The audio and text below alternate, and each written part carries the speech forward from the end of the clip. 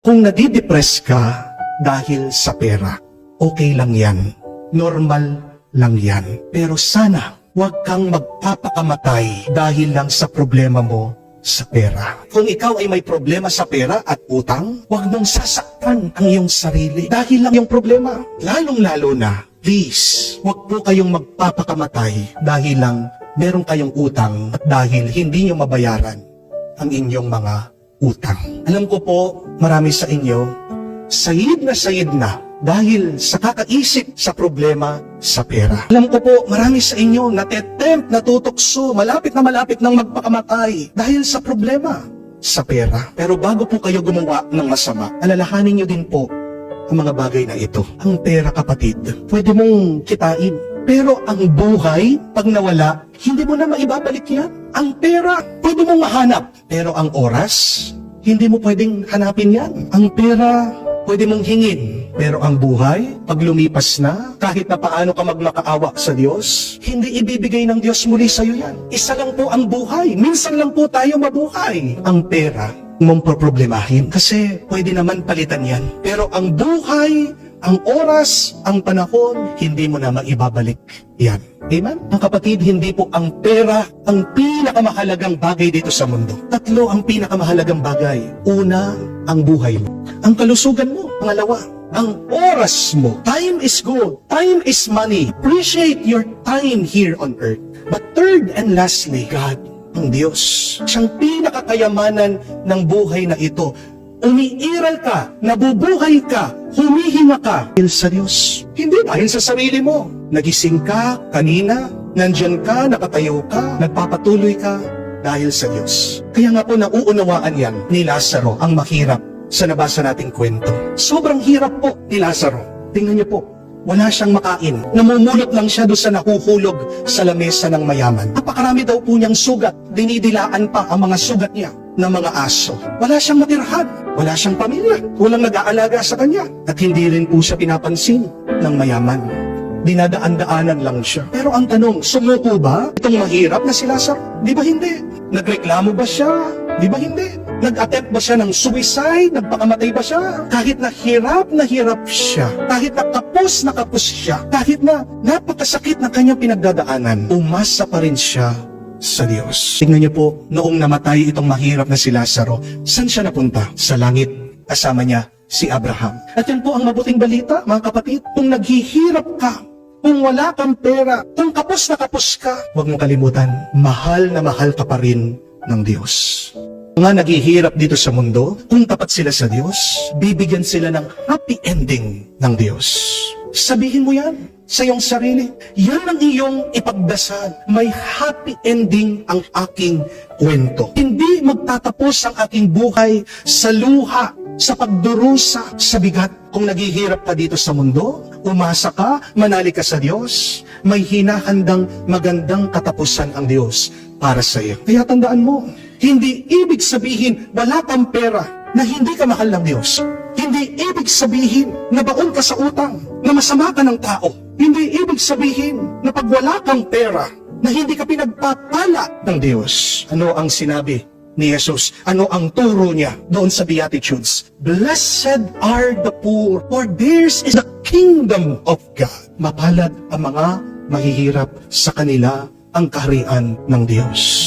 Aanuhin mo ang pera kung nasa iyo naman ang kaharian ng Diyos. Hindi po ba? Kung hindi ka naniniwala sa Diyos, na mahal ka niya, kung hindi ka umaasa sa Diyos, na pinagpapala ka niya, dun ka lang madidepress, dun ka lang malulungkot.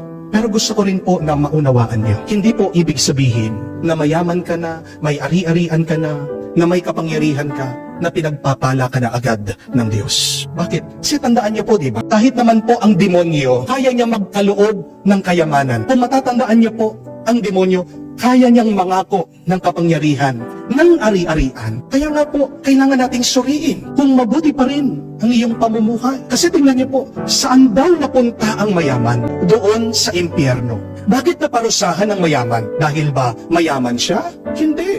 Inamin niya na meron siyang kasalanan. Kaya nga, nakikiusap siya kay Abraham. Sinabi niya, Abraham, puntahan niyo po ang aking mga kapatid. 5 sila. Para makaiwas sila dito sa impyerno. Para makaiwas sila sa kakasala. May kakulangan itong mayaman. At ano ang kasalanan na kanyang ginawa? 2, hindi niya tinulungan itong mahirap. He had the sin of omission. Hindi niya pinansin ang kanyang pangangailangan.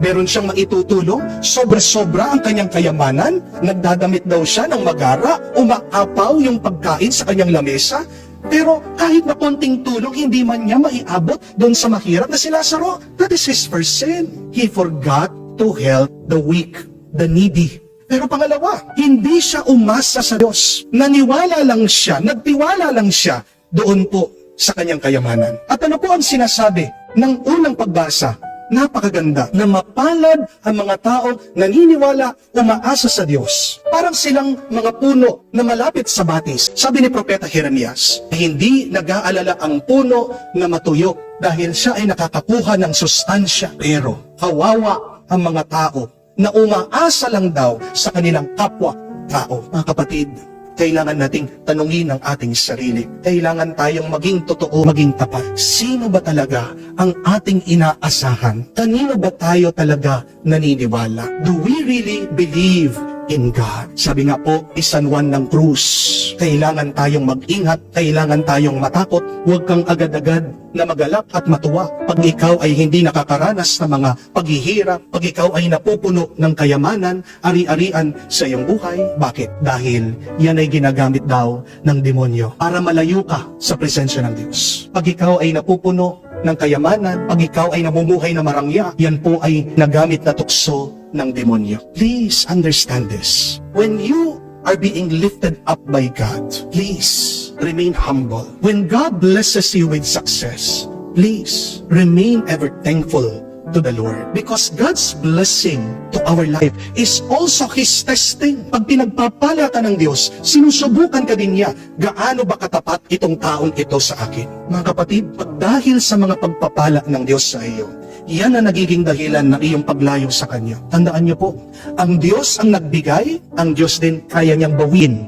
yung binigay sa iyo. Mag-ingat po tayo, pero mag-ingat din kayo. Pag kayo ay dumadaan sa mga pagsubok, pag para bang ikaw ay binababa ng Diyos, pag walang tigil ang mga problema sa iyong buhay, mag-ingat ka na huwag ka sanang mawalan ng pag-asa. Remember that when you climb up in life, please beware of pride. And when you go down in your life, please beware of despair. Lahat ng ating natatanggap sa buhay natin ay pagsubok galing sa Diyos. Ikaw man ay makatanggap ng sobra-sobra, huwag kang tumigil na puri sa Diyos. Ikaw man ay kawalan, manatili kang manalig sa Diyos. Mga kapatid, kung naniniwala ka at umaasa sa Diyos, tandaan mo, may buhay ka. Kung naghihirap ka, kumapit ka pa rin sa Kanya. At kung pinagpapala ka, dadagan mo pa ang iyong pasasalamat sa Kanya.